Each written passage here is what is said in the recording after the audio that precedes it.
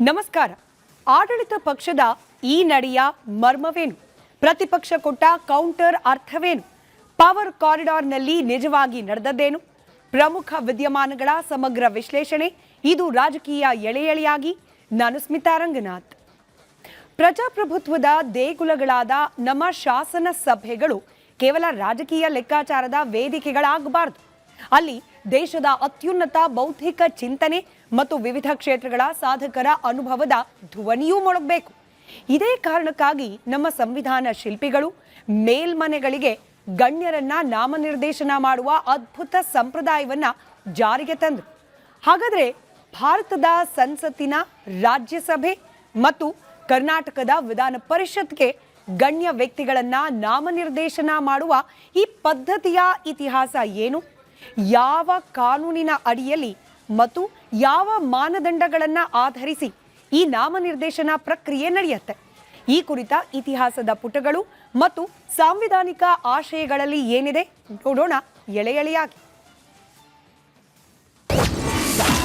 ಸಂವಿಧಾನದ ಆಶಯ, ಶಾಸನ ಸಭೆಯ ಮಾನ, ನಾನಾ ಕ್ಷೇತ್ರದ ತಜ್ಞರಿಗೆ ಸದನದಲ್ಲಿ ಸ್ಥಾನಮಾನ. ಮಂತ್ರಿಮಂಡಲ ವಿಸ್ತರಣೆಗೆ ಅಂತ ದಿಲ್ಲಿಗೆ ಹೋದ ಮುಖ್ಯಮಂತ್ರಿ ಡಿಕೆ ಶಿವಕುಮಾರ್, ಮಾಜಿ ಸಿಎಂ ಸಿದ್ದರಾಮಯ್ಯ, ಕೆಪಿಸಿಸಿ ಅಧ್ಯಕ್ಷ ಬಿಕೆ ಹರಿಪ್ರಸಾದ್ ಹಾಗೂ ರಾಜ್ಯ ಕಾಂಗ್ರೆಸ್ ಪಕ್ಷದ ನಾಯಕರು ಇದೇ ವೇಳೆ ಪರಿಷತ್ ನಾಮನಿರ್ದೇಶನದ ಬಗ್ಗೆಯೂ ಕೂಡ ಪ್ರಸ್ತಾಪವನ್ನು ಮಾಡಿದ್ದಾರೆ. ಆದರೆ ಇನ್ನೂ ಅಂತಿಮಗೊಂಡಿಲ್ಲ. ಇದೇ ವಾರದಲ್ಲಿ ಮತ್ತೊಮ್ಮೆ ದೆಹಲಿಗೆ ಹೋಗಲಿರುವಂತಹ ಈ ನಾಯಕರು ವಿಧಾನ ಪರಿಷತ್ನ 5 ಸ್ಥಾನಗಳಿಗೆ ವಿವಿಧ ಕ್ಷೇತ್ರಗಳ ತಜ್ಞರು ಆಯ್ಕೆಯನ್ನು ಮಾಡಬೇಕಾಗಿದೆ. ಯಾಕೆಂದ್ರೆ ವಿಧಾನ ಪರಿಷತ್ಗೆ ನಾಮನಿರ್ದೇಶಿತರಾಗಿದ್ದಂತಹ 5 ಸದಸ್ಯರ ಅವಧಿ ಇದೇ 21ನೇ ತಾರೀಕಿಗೆ ಮುಕ್ತಾಯವಾಗಲಿದೆ. ಇನ್ನು ಯಾವ ಸದಸ್ಯರ ಅವಧಿ ಮುಕ್ತಾಯ ಆಗ್ತಿದೆ ಅಂದ್ರೆ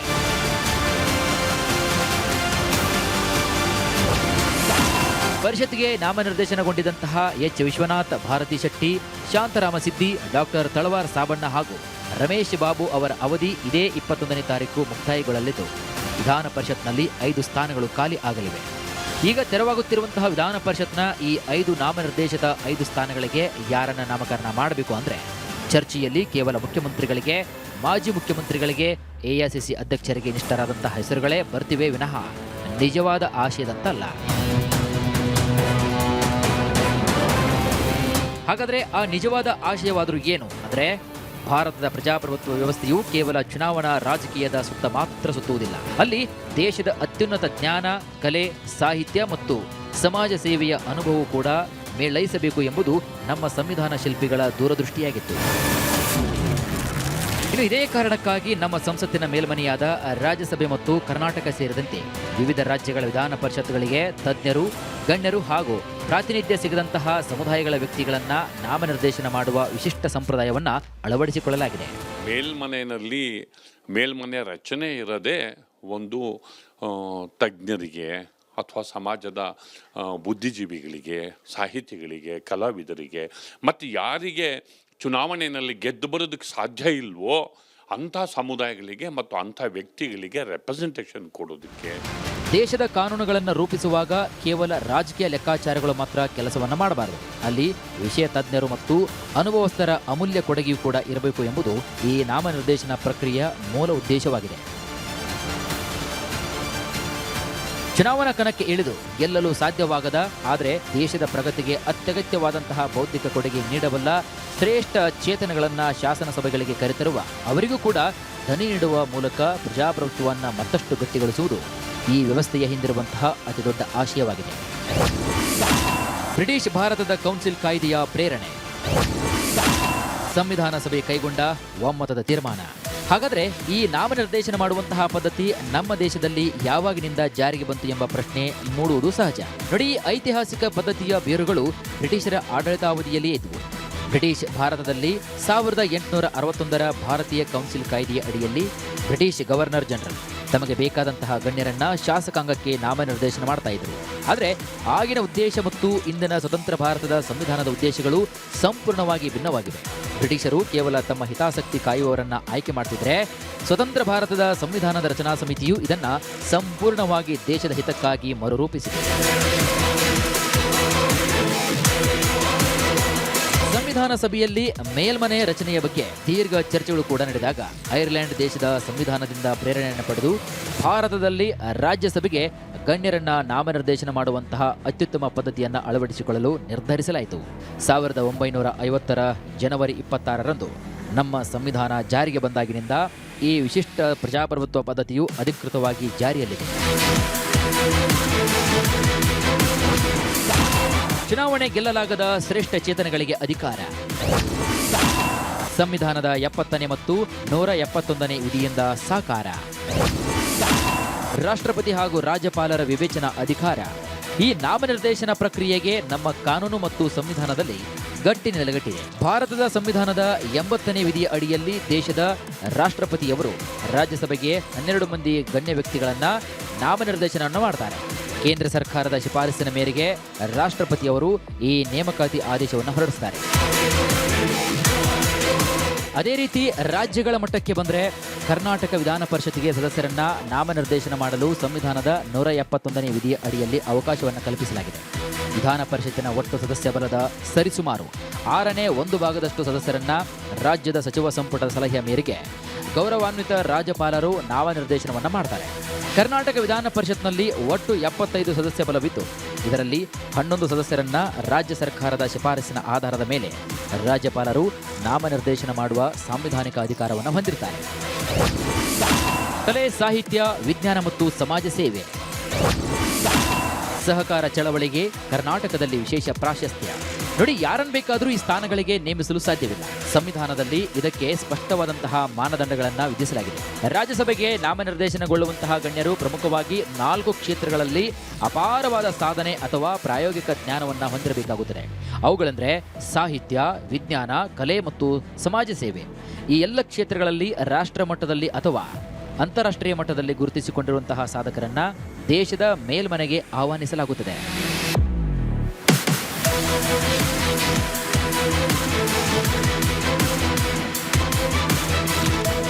ಇನ್ನು ರಾಜ್ಯದ ವಿಧಾನ ಪರಿಷತ್ ವಿಷಯಕ್ಕೆ ಬಂದರೆ ಈ 4 ಕ್ಷೇತ್ರಗಳ ಜೊತೆಗೆ ಮತ್ತೊಂದು ಪ್ರಮುಖ ಕ್ಷೇತ್ರವನ್ನು ಸೇರಿಸಲಾಗಿದೆ.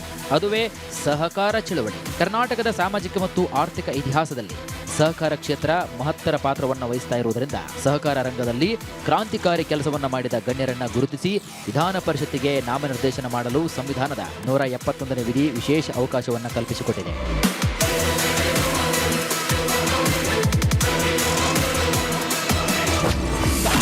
ಪಕ್ಷಪಾತ ರಹಿತ ಮುಕ್ತ ಮತ್ತು ಪ್ರಬುದ್ಧ ಚರ್ಚೆಗಳು.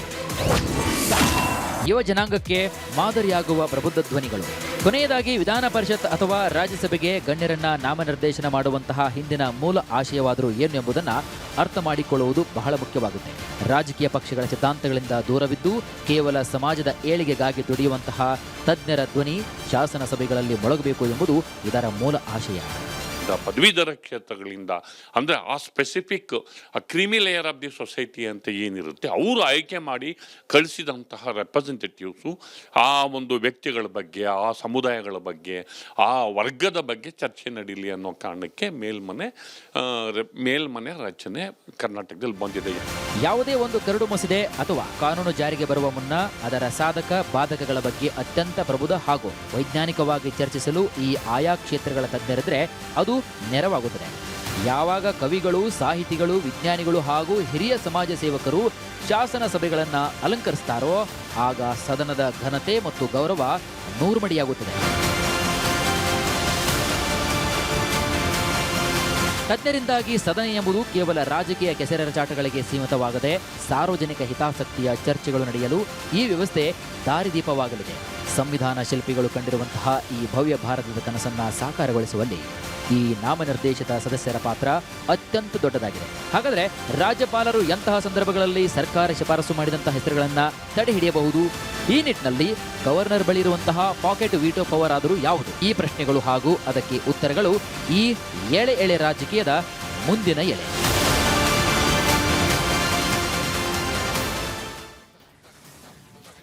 ಮೇಲ್ಮನೆ ಅಥವಾ ಪರಿಷತ್ತು ಹಾಗೆ ರಾಜ್ಯಪಾಲರು ಈ ಈಕ್ವೇಷನ್ ಅನ್ನ ನೋಡ್ಲಿಕ್ಕೆ ಮುಂಚೆ ಈಗೇನು ವರದಿ ಗಮನಿಸಿದ್ವಿ ಇದಕ್ಕೆ ಸಂಬಂಧಪಟ್ಟಂತೆ ಮತ್ತಷ್ಟು ಡೀಟೇಲ್ಸ್ ಅನ್ನ ಪಡ್ಕೊಳ್ತಾ ಹೋಗೋಣ. ನನ್ನ ಕಲೀಗ ವೀರೇಂದ್ರ ಉಪ್ಪುನ್ನ ನೇರ ಸಂಪರ್ಕದಲ್ಲಿದ್ದಾರೆ. ವೀರೇಂದ್ರ, ನಮ್ಮ ಸಂವಿಧಾನ ಶಿಲ್ಪಿಗಳು ಮೇಲ್ಮನೆಯ ಒಂದು ಕಾನ್ಸೆಪ್ಟ್ ಅನ್ನ ಓವರ್ನೈಟ್ ಡಿಸೈಡ್ ಮಾಡಿರಲಿಲ್ಲ. ಅದ್ರ ಹಿಂದೆ ಸಾಕಷ್ಟು ಹೋಮ್ವರ್ಕ್ ಹಾಗೆ ಅದರ ಅವಶ್ಯಕತೆ ಏನು, ಯಾವ ರೀತಿ ಇರಬೇಕು ಅನ್ನೋದರ ಕಲ್ಪನೆಯನ್ನ ಸಾಕಷ್ಟು ಅಳೆದು ತೂಗಿ ಮಾಡಿರುವಂತಹ ನಿರ್ಧಾರಗಳಾಗಿರುತ್ತೆ. ಆದರೆ ಇತ್ತೀಚೆಗೆ ಎಷ್ಟೋ ರಾಜ್ಯಗಳಲ್ಲಿ ಪರಿಷತ್ತನ್ನು ಕೈ ಬಿಟ್ಟಿರೋದು, ನಮ್ಮ ರಾಜ್ಯದಲ್ಲೂ ಕೂಡ ಅನೇಕ ಬಾರಿ ಪರಿಷತ್ನ ಅವಶ್ಯಕತೆ ಏನಿದೆ ಅನ್ನೋ ಮಟ್ಟಿಗೆ ಚರ್ಚೆ ಆಗ್ತಿರೋದನ್ನ ಗಮನಿಸಿದ್ರೆ ಆ ಮೂಲ ಉದ್ದೇಶ ಈಡೇರಿಸುವಲ್ಲಿ ಪರಿಷತ್ತು ಅಥವಾ ಇನ್ ಜನರಲಿ ಮೇಲ್ಮನೆಗಳು ಯಾಕೆ ವಿಫಲವಾಗ್ತಾ ಇದೆ ಅನ್ನೋ ಅನುಮಾನ ಬಂದ್ಬಿಡುತ್ತೆ.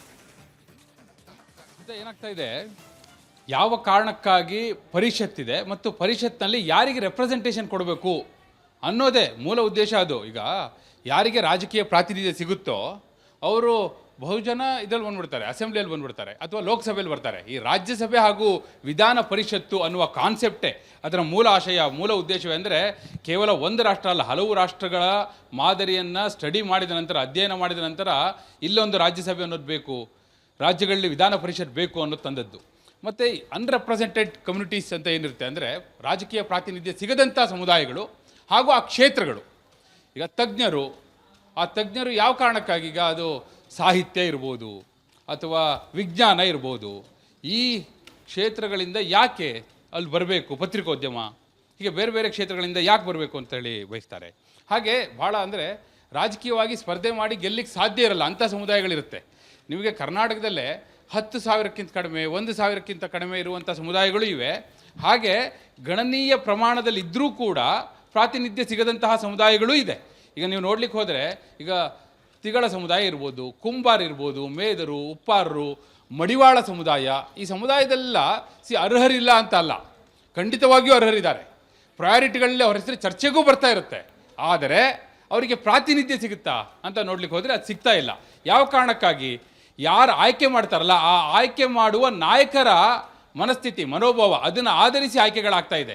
ನಿಜವಾಗಿಯೂ ಆಯ್ಕೆ ಮಾಡುವಾಗ ನಾವು ಸಂವಿಧಾನದ ಮೂಲ ಆಶಯ ಅದನ್ನು ಆಧರಿಸಿ ಮಾಡ್ತಾ ಇದ್ದೀವಾ ಅನ್ನೋದನ್ನು ಯಾರೂ ಯೋಚನೆ ಮಾಡ್ತಾ ಇಲ್ಲ. ಅವರವರ ರಾಜಕೀಯ ಅನುಕೂಲ ಸಿಂಧು ರಾಜಕಾರಣ ಅಂತ ಏನು ಹೇಳ್ತೀವಿ ಅದನ್ನು ಆಧರಿಸಿ ಮಾಡ್ತಾ ಇದ್ದಾರೆ ಅನ್ನೋದು. ಈಗಲೇ ನೋಡಿ, ಚರ್ಚೆಗೆ ಬಂದಿರುವಂಥ ಹಲವಾರು ಹೆಸರುಗಳ ಪೈಕಿ ನೀವು ನೋಡ್ಲಿಕ್ಕೆ ಹೋದರೆ, ನಾ ಹೇಳಿದ ಸಮುದಾಯಗಳ ಪೈಕಿ ಅದು ತಿಗಳರಿರ್ಬೋದು, ಮಡಿವಾಳ ಸಮುದಾಯ ಇರ್ಬೋದು, ಈಗ ಕುಂಬಾರ ಸಮುದಾಯ, ಈ ಸಮುದಾಯಗಳಿಂದ ಯಾರು ಇಲ್ಲ ಅಂತಲ್ಲ, ಈಗ ಆಕಾಂಕ್ಷಿಗಳೂ ಇದ್ದಾರೆ. ಈಗ PR ರಮೇಶ್ ತಿಗಳ ಸಮುದಾಯಕ್ಕೆ ಬರ್ತಾರೆ. ಹಾಗೆ ಡಾಕ್ಟರ್ ರವಿಕುಮಾರ್, ಸಿದ್ದರಾಮಯ್ಯನವರ ವೈದ್ಯರು, ಅವರು ಮಡಿವಾಳ ಸಮುದಾಯಕ್ಕೆ ಬರ್ತಾರೆ. ಇಂಥವರೆಲ್ಲ ಇದ್ದಾರೆ. ಆದರೆ ಆಯ್ಕೆ ಅಂತ ಬಂದಾಗ ಅವರ ಹೆಸರುಗಳು ಮುನ್ನೆಲೆಗೆ ಬರುತ್ತಾ? ಅದು ಬಹುಶಃ ನಾಯಕರನ್ನ ಆಧರಿಸಿರುತ್ತೆ. ಸ್ಮಿತಾ. ರೈಟ್, ಧನ್ಯವಾದ ವೀರೇಂದ್ರ ಮಾಹಿತಿಗಾಗಿ. ಇನ್ನು ವಿಧಾನ ಪರಿಷತ್ಗೆ ರಾಜ್ಯ ಸರ್ಕಾರ ಶಿಫಾರಸು ಮಾಡುವ ಗಣ್ಯರ ನಾಮನಿರ್ದೇಶನದ ಪ್ರಕ್ರಿಯೆ ಇತ್ತೀಚಿನ ದಿನಗಳಲ್ಲಿ ಕೇವಲ ಆಡಳಿತಾತ್ಮಕ ಪ್ರಕ್ರಿಯೆಯಾಗಿ ಉಳಿದಿಲ್ಲ. ಬದಲಿಗೆ ಅದು ದೊಡ್ಡ ಸಾಂವಿಧಾನಿಕ ಚರ್ಚೆಗೆ ಗ್ರಾಸವಾಗ್ತಾ ಇದೆ. ರಾಜ್ಯ ಸರ್ಕಾರ ಕಳಿಸೋ ಹೆಸರುಗಳನ್ನ ಗೌರವಾನ್ವಿತ ರಾಜ್ಯಪಾಲರು ತಡೆ ಹಿಡಿಯೋಕ್ ಸಾಧ್ಯನಾ? ಒಂದು ವೇಳೆ ಸರ್ಕಾರಕ್ಕೆ ಫೈಲನ್ನು ವಾಪಸ್ ಕಳಿಸ್ಕೊಟ್ರೆ ರಾಜ್ಯಪಾಲರು ಕೆಲ ಪ್ರಶ್ನೆಗಳನ್ನು ಕೇಳಿ ಅದನ್ನು ವಾಪಸ್ ಇನ್ಫ್ಯಾಕ್ಟ್ ಏನಾದರೂ ರಾಜ್ಯಪಾಲರು ಕಳಿಸಿದ್ರೆ, ಅದಾದ ನಂತರವೂ ಕೂಡ ಸರ್ಕಾರ ಅದೇ ಹೆಸರುಗಳನ್ನು ವಾಪಸ್ ಕಳಿಸಿದ್ರೆ ಆಗೇನಾಗುತ್ತೆ? ಕಾನೂನು ಈ ಬಗ್ಗೆ ಏನು ಹೇಳುತ್ತೆ? ಇದೆಲ್ಲದರ ನಡುವೆ ಇತ್ತೀಚಿನ ದಿನಗಳಲ್ಲಿ ಈ ನಾಮನಿರ್ದೇಶನದ ಮೂಲ ಆಶಯ ಹೇಗೆ ಹಳಿ ತಪ್ಪಿದೆ ಮತ್ತು ಈ ನಾಮನಿರ್ದೇಶನಗೊಳ್ಳುವಂತಹ ವ್ಯಕ್ತಿಗಳನ್ನು ಇನ್ಫ್ಯಾಕ್ಟ್ ಏನಾದರೂ ಸಂವಿಧಾನಿಕವಾದ ಒಂದಷ್ಟು ಗೊಂದಲಗಳಾದರೆ ಅದನ್ನ ನ್ಯಾಯಾಲಯಗಳು ಪರಿಹರಿಸಲಿಕ್ಕೆ ಸಾಧ್ಯವಾಗುತ್ತಾ? ಇದೆಲ್ಲದರ ವಿವರವನ್ನು ನೋಡೋಣ ಎಳೆ ಎಳೆಯಾಗಿ.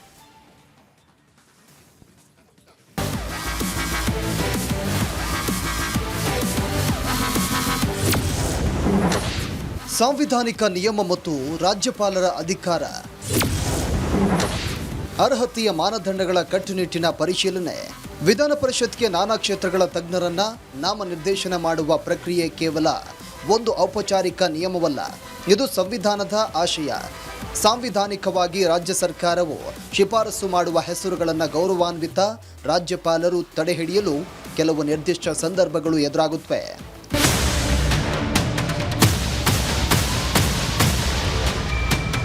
ಸಂವಿಧಾನದ 171ನೇ ವಿಧಿಯ 5ನೇ ಉಪವಿಧಿಯಲ್ಲಿ ಸ್ಪಷ್ಟಪಡಿಸಿರುವಂಥ ಕಲೆ, ಸಾಹಿತ್ಯ, ವಿಜ್ಞಾನ, ಸಮಾಜ ಸೇವೆ ಮತ್ತು ಸಹಕಾರ ಚಳವಳಿ ಎಂಬ 5 ಕ್ಷೇತ್ರಗಳಿಗೆ ಶಿಫಾರಸುಗೊಂಡ ವ್ಯಕ್ತಿಗಳು ಸೂಕ್ತ ಕೊಡುಗೆ ನೀಡಿಲ್ಲ ಅಂತ ಮೇಲ್ನೋಟಕ್ಕೆ ಕಂಡುಬಂದಾಗ ರಾಜ್ಯಪಾಲರು ಆ ಫೈಲನ್ನು ತಡೆಹಿಡಿಯಬಹುದು.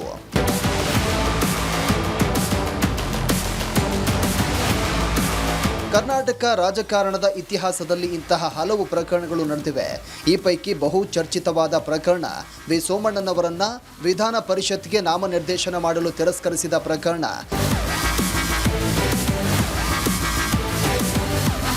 ಪ್ರಾಯೋಗಿಕವಾಗಿ ಈ ಸಂವಿಧಾನಾತ್ಮಕ ಅವಕಾಶವನ್ನ ಚುನಾವಣೆಯಲ್ಲಿ ಸೋತ ರಾಜಕಾರಣಿಗಳಿಗೆ ಮತ್ತೊಂದು ರಾಜಕೀಯ ಪ್ರವೇಶ ದ್ವಾರವಾಗಿ ಬಳಸಲಾಗುತ್ತದೆಯೇ ಎಂಬ ಪ್ರಶ್ನೆ ಕಾಲಕಾಲಕ್ಕೆ ಎದ್ದಿದೆ. ಕರ್ನಾಟಕ ರಾಜಕೀಯದಲ್ಲಿ 2009ರ ವಿ ಸೋಮಣ್ಣ ಪ್ರಕರಣ ಈ ಚರ್ಚೆಯ ಪ್ರಮುಖ ಉದಾಹರಣೆಯಾಗಿ ಉಲ್ಲೇಖವಾಗುತ್ತದೆ. 2009ರಲ್ಲಿ ಗೋವಿಂದರಾಜನಗರ ಉಪಚುನಾವಣೆಯಲ್ಲಿ ಸೋತಿದ್ದ ವಿ ಸೋಮಣ್ಣ ಅವರನ್ನ ಅಂದಿನ ಬಿಜೆಪಿ ಸರ್ಕಾರ ರಾಜ್ಯಪಾಲರ ನಾಮನಿರ್ದೇಶಿತ ಸದಸ್ಯರಾಗಿ ವಿಧಾನ ಪರಿಷತ್ಗೆ ಕಳಿಸಲು ಶಿಫಾರಸು ಮಾಡಿತು. ಆದರೆ ಅಂದಿನ ರಾಜ್ಯಪಾಲ ಹಂಸರಾಜ್ ಭಾರದ್ವಾಜ್ ಆ ಶಿಫಾರಸನ್ನು ಒಪ್ಪಲಿಲ್ಲ. ಸಂವಿಧಾನದ ವಿಧಿ 171ರ ಪ್ರಕಾರ ನಾಮನಿರ್ದೇಶಿತ ಸದಸ್ಯರು ಸಾಹಿತ್ಯ, ವಿಜ್ಞಾನ, ಕಲೆ, ಸಹಕಾರ ಚಳುವಳಿ ಅಥವಾ ಸಮಾಜ ಸೇವೆ ಕ್ಷೇತ್ರಗಳಲ್ಲಿ ವಿಶೇಷ ಜ್ಞಾನ ಅಥವಾ ಅನುಭವ ಹೊಂದಿರಬೇಕು. ಈ ಮಾನದಂಡಗಳಿಗೆ ವಿ ಸೋಮಣ್ಣ ಅವರ ಹೆಸರು ಹೊಂದಿಕೆಯಾಗುವುದಿಲ್ಲ ಎಂಬ ಕಾರಣ ನೀಡಿ ರಾಜ್ಯಪಾಲರು ಶಿಫಾರಸನ್ನು ತಿರಸ್ಕರಿಸಿದರು. ಅದೇ ಪಟ್ಟಿಯಲ್ಲಿದ್ದ ಕೃಷ್ಣ ಭಟ್ ಹಾಗೂ ನಟ ಜಗ್ಗೇಶ್ ಹೆಸರನ್ನ ಮಾತ್ರ ಅವರು ಅಂಗೀಕರಿಸಿದ್ರು.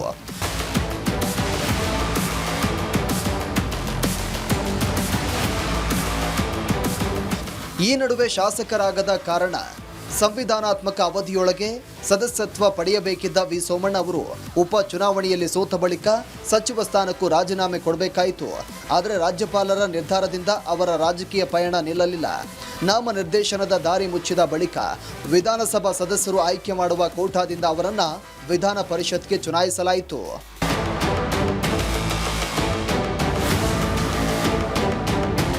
ಇದೇ ಪ್ರಕರಣ ಮತ್ತೊಂದು ಮಹತ್ವದ ಪ್ರಶ್ನೆಯನ್ನ ಮುಂದಿಡುತ್ತದೆ. ವಿಶೇಷ ಸಾಧಕರಿಗಾಗಿ ರೂಪಿಸಿರುವಂಥ ನಾಮನಿರ್ದೇಶನ ವ್ಯವಸ್ಥೆಯನ್ನ ರಾಜಕೀಯ ಪುನರ್ವಸತಿ ವೇದಿಕೆಯಾಗಿ ಬಳಸುವ ಪ್ರಯತ್ನಗಳು ಸಂವಿಧಾನದ ಆಶಯಕ್ಕೆ ಹೊಂದಿಕೆಯಾಗುತ್ತದೆಯೇ ಅಥವಾ ಆ ಅವಕಾಶವನ್ನ ಸಂವಿಧಾನ ಉದ್ದೇಶಿಸಿರುವ ಕ್ಷೇತ್ರಗಳ ಸಾಧಕರಿಗಷ್ಟೇ ಸೀಮಿತಗೊಳಿಸಬೇಕೆ? ಈ ಪ್ರಶ್ನೆಗೆ ಅಂತಿಮ ಉತ್ತರವನ್ನ ನ್ಯಾಯಾಲಯಗಳು ಅಥವಾ ಸಂವಿಧಾನಾತ್ಮಕ ಸಂಸ್ಥೆಗಳು ನೀಡಬೇಕಾದರೂ ವಿ ಸೋಮಣ್ಣ ಪ್ರಕರಣವು ಕರ್ನಾಟಕದ ರಾಜಕೀಯ ಇತಿಹಾಸದಲ್ಲಿ ರಾಜ್ಯಪಾಲರ ವಿವೇಚನಾ ಅಧಿಕಾರ ಮತ್ತು ಸಚಿವ ಸಂಪುಟದ ಶಿಫಾರಸಿನ ಮಿತಿಗಳ ಬಗ್ಗೆ ನಡೆದಂಥ ಅತ್ಯಂತ ಮಹತ್ವದ ಪ್ರಕರಣಗಳಲ್ಲಿ ಒಂದಾಗಿ ದಾಖಲಾಗಿದೆ.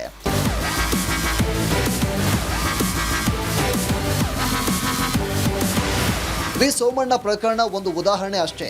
ವಿಧಾನ ಪರಿಷತ್ಗೆ ನಾಮನಿರ್ದೇಶನಗೊಳ್ಳಲು ಶಿಫಾರಸುಗೊಂಡಂಥ ವ್ಯಕ್ತಿಯ ವಿರುದ್ಧ ಗಂಭೀರ ಅಪರಾಧ ಪ್ರಕರಣಗಳು ಬಾಕಿ ಇದ್ದರೆ, ನೈತಿಕ ಅಧಃಪತನದ ಆರೋಪಗಳಿದ್ದರೆ, ಸಾರ್ವಜನಿಕ ನಡವಳಿಕೆಯಲ್ಲಿ ಸರಿ ಇಲ್ಲದಿದ್ದರೆ ಅಥವಾ ಸಂವಿಧಾನದ 191ನೇ ವಿಧಿಯ ಅಡಿಯಲ್ಲಿ ಲಾಭದಾಯಕ ಹುದ್ದೆ ಹೊಂದಿದ್ದು ಅನರ್ಹತೆಯ ವ್ಯಾಪ್ತಿಗೆ ಬರುತ್ತಿದ್ದರೆ ರಾಜ್ಯಪಾಲರು ಸರ್ಕಾರದ ಶಿಫಾರಸನ್ನ ತಕ್ಷಣವೇ ಒಪ್ಪದೆ ಪರಿಶೀಲನೆಗಾಗಿ ಕಾಯ್ದಿರಿಸುವ ಸಂಪೂರ್ಣ ಅಧಿಕಾರವನ್ನು ಹೊಂದಿದ್ದಾರೆ.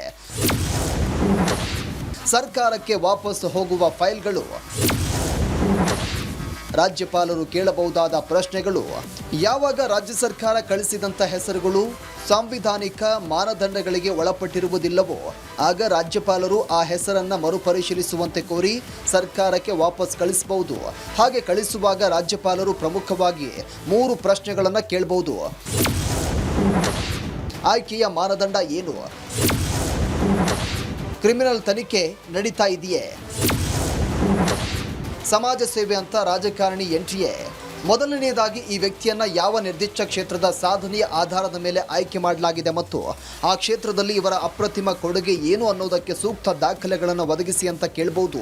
ಇನ್ನು ರಾಜ್ಯಪಾಲರು ನಾಮನಿರ್ದೇಶನ ಮಾಡಲು ಶಿಫಾರಸುಗೊಂಡಿರುವಂಥ ವ್ಯಕ್ತಿಯ ವಿರುದ್ಧ ಯಾವುದೇ ಕ್ರಿಮಿನಲ್ ಹಿನ್ನೆಲೆ ಅಥವಾ ಆರ್ಥಿಕ ಹಗರಣಗಳ ತನಿಖೆ ನಡೀತಾ ಇದೆಯೇ ಎಂಬ ಬಗ್ಗೆ ಸ್ಪಷ್ಟೀಕರಣ ಕೋರಬಹುದು. ಮೂರನೇದಾಗಿ ರಾಜಕೀಯ ಸಕ್ರಿಯರಾಗಿರುವಂಥ ವ್ಯಕ್ತಿಗಳನ್ನು ನಾಮನಿರ್ದೇಶನ ಮಾಡಿದಾಗ ಇದು ಸಂವಿಧಾನದ ಮೂಲ ಆಶಯವಾದ ವಿಷಯ ತಜ್ಞರ ಆಯ್ಕೆಗೆ ಹೇಗೆ ಪೂರಕವಾಗಿದೆ ಎಂಬ ಸಾಂವಿಧಾನಿಕ ಪ್ರಶ್ನೆಯನ್ನು ರಾಜ್ಯಪಾಲರು ಸರ್ಕಾರದ ಮುಂದಿಡಬಹುದು. ಮರು ಶಿಫಾರಸು ಮತ್ತು ಕಾನೂನಾತ್ಮಕ ಬಿಕ್ಕಟ್ಟು. ಕಾಲಮಿತಿಯಲ್ಲಿ ರಾಜ್ಯಪಾಲರಿಗಿಲ್ಲ ಇಕ್ಕಟ್ಟು. ರಾಜ್ಯಪಾಲರು ಕೇಳಿದ ಪ್ರಶ್ನೆಗಳಿಗೆ ರಾಜ್ಯ ಸರ್ಕಾರವು ಉತ್ತರಗಳನ್ನು ಸಿದ್ಧಪಡಿಸಿ ಮತ್ತೆ ಅದೇ ಹೆಸರನ್ನು 2ನೇ ಬಾರಿಗೆ ಮರು ಶಿಫಾರಸು ಮಾಡಿದರೆ ಆಗ ರಾಜ್ಯಪಾಲರು ಕಡ್ಡಾಯವಾಗಿ ಒಪ್ಪಿಗೆ ನೀಡಲೇಬೇಕು ಎಂಬ ಗೊಂದಲ ಹಲವರಲ್ಲಿದೆ. ಸಂವಿಧಾನದ 163ನೇ ವಿಧಿಯ ಪ್ರಕಾರ ರಾಜ್ಯಪಾಲರು ಸಚಿವ ಸಂಪುಟದ ಸಲಹೆಯ ಮೇರೆಗೆ ಕಾರ್ಯನಿರ್ವಹಿಸಬೇಕು. ಆದರೆ 171ನೇ ವಿಧಿಯ ಅಡಿಯಲ್ಲಿ ನಾಮನಿರ್ದೇಶನ ಮಾಡುವಾಗ 2ನೇ ಬಾರಿ ಕಳಿಸಿದಂಥ ತಕ್ಷಣವೇ ಸಹಿ ಮಾಡಬೇಕು ಅಂತ ಕಡ್ಡಾಯಗೊಳಿಸುವ ಯಾವುದೇ ನಿರ್ದಿಷ್ಟ ನಿಯಮ ಅಥವಾ ಕಾಲಮಿತಿ ಸಂವಿಧಾನದಲ್ಲಿ ಬರೆಯಲಾಗಿಲ್ಲ. ವಿಧಾನಸಭೆ ಅಂಗೀಕರಿಸಿದ ಸಾಮಾನ್ಯ ಮಸೂದೆಗಳನ್ನು 2ನೇ ಬಾರಿ ಕಳಿಸಿದಾಗ ರಾಜ್ಯಪಾಲರು ಒಪ್ಪಿಗೆ ನೀಡಲೇಬೇಕು ಎಂಬ ನಿಯಮ 200ನೇ ವಿಧಿಯಲ್ಲಿದೆ. ಆದರೆ ನಾಮನಿರ್ದೇಶನದ ಫೈಲ್ ವಿಷಯದಲ್ಲಿ ಇಂತಹ ಕಡ್ಡಾಯ ನಿಯಮವಿಲ್ಲದ ಕಾರಣ ರಾಜ್ಯಪಾಲರು ಆ ಫೈಲ್ ಮೇಲೆ ಯಾವುದೇ ತೀರ್ಮಾನ ತೆಗೆದುಕೊಳ್ಳದೆ ಅನಿರ್ದಿಷ್ಟಾವಧಿಯವರೆಗೂ ತಮ್ಮ ಬಳಿಯೇ ಇಟ್ಟುಕೊಳ್ಳಬಹುದು. ಇದನ್ನು ಕಾನೂನಿನ ಭಾಷೆಯಲ್ಲಿ ಪಾಕೆಟ್ ವೀಟೋ ಮಾದರಿಯ ನಡೆ ಎನ್ನಲಾಗುತ್ತೆ. ಬದಲಾಗ್ತಾ ಇರುವ ಇಂದಿನ ರಾಜಕೀಯ ಅಂಶಗಳು ರಾಜಕೀಯ ಪುನರ್ವಸತಿಯ ಕೇಂದ್ರವಾದ ಮೇಲ್ಮನೆಗಳು. ಇನ್ನು ಪ್ರಸ್ತುತ ದಿನಗಳಲ್ಲಿ ಈ ನಾಮನಿರ್ದೇಶನ ಪ್ರಕ್ರಿಯೆಯು ಸಂವಿಧಾನದ ಮೂಲ ಆಶಯಕ್ಕೆ ಹೇಗೆ ವಿರುದ್ಧವಾಗಿ ನಡೀತಾ ಇದೆ ಎಂಬುದನ್ನು ನಾವು ವಿಶ್ಲೇಷಿಸಬೇಕಾಗಿದೆ. ಸಂವಿಧಾನ ಶಿಲ್ಪಿಗಳು ಮೇಲ್ಮನೆಯನ್ನ ಜ್ಞಾನಿಗಳ ಸದನವನ್ನಾಗಿ ಮಾಡಲು ಬಯಸಿದ್ರು. ಆದರೆ ಇತ್ತೀಚಿನ ದಶಕಗಳಲ್ಲಿ ಎಲ್ಲ ರಾಜಕೀಯ ಪಕ್ಷಗಳ ಸರ್ಕಾರಗಳು ಇದನ್ನು ಚುನಾವಣೆಯಲ್ಲಿ ಸೋತ ನಾಯಕರಿಗೆ, ಪಕ್ಷದ ನಿಷ್ಠಾವಂತ ಕಾರ್ಯಕರ್ತರಿಗೆ ಅಥವಾ ಆಡಳಿತ ಪಕ್ಷದ ಆಪ್ತರಿಗೆ ರಾಜಕೀಯ ಪುನರ್ವಸತಿ ಕಲ್ಪಿಸುವ ಸುಲಭದ ವೇದಿಕೆಯನ್ನಾಗಿ ಮಾಡಿಕೊಳ್ಳುತ್ತಿವೆ. ಇಲ್ಲ, ಅದಾಗ್ತಿಲ್ಲ. ಆ ಹೆಸರಲ್ಲಿ ಬೇರೆ ಬೇರೆಯವ್ರು ಬರ್ತಿದೆ, ಅದು ಪುನರ್ವಸತಿ ಕೇಂದ್ರ ಆಗ್ತಿದೆ. ಪೊಲಿಟಿಕಲ್ ಅಡ್ಜಸ್ಟ್ಮೆಂಟ್ಗಳಿಗೆ ಅಲ್ಲಿ ಕೊಡಲಾಗ್ತಿದೆ. ಮತ್ತು ಅಲ್ಲಿ ಸ್ಥಾನಗಳು ಮಾರಾಟ ಆಗ್ತಿವೆ.